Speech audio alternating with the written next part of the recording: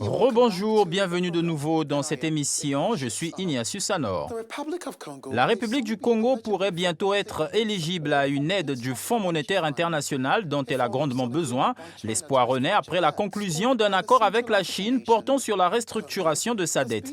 Le Congo est en difficulté financière depuis 2014 et ce nouveau développement pourrait donner à Brazzaville le répit dont il a besoin.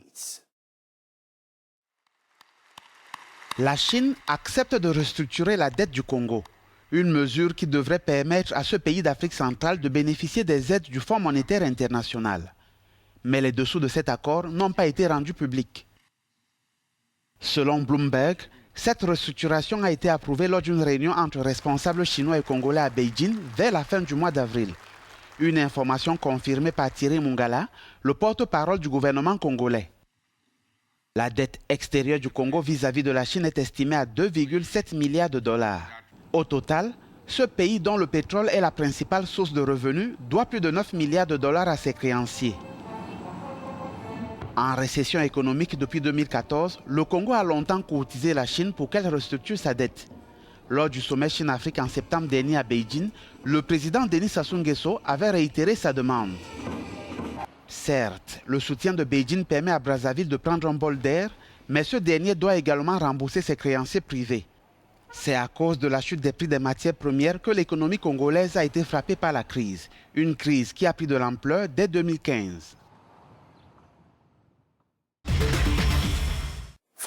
Mon peuple périt faute de connaissances. Cette citation biblique pourrait aider les hommes d'affaires.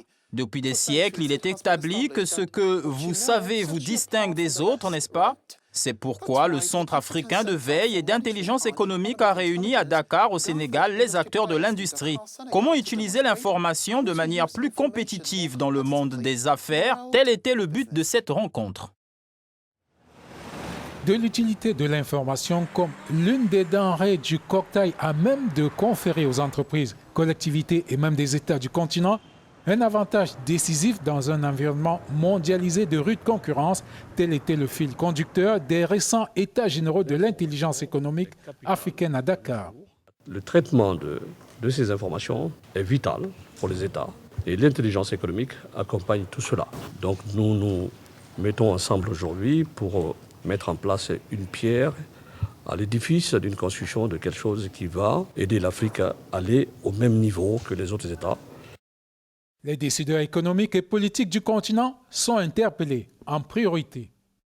Donc la concurrence devient aussi mondiale et que dans un tel contexte, avoir accès à l'information est éminemment un élément de compétitivité. Ça, c'est du point de vue offensif. Maintenant, du point de vue défensif, on est, disais-je, de plus en plus fragilisé aujourd'hui dans notre patrimoine informationnel. Les experts de la sécurité informatique sont suffisamment sensibilisés à cette problématique. Le système de défense pour être, moins perméable aux influences étrangères et être beaucoup plus offensif pour aller à la conquête des marchés extérieurs en racontant une autre Afrique, une autre histoire de l'Afrique. Autant le dire, la bonne information confère le pouvoir.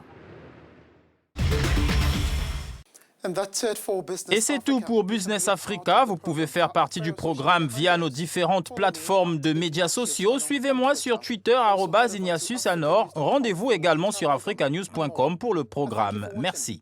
And goodbye.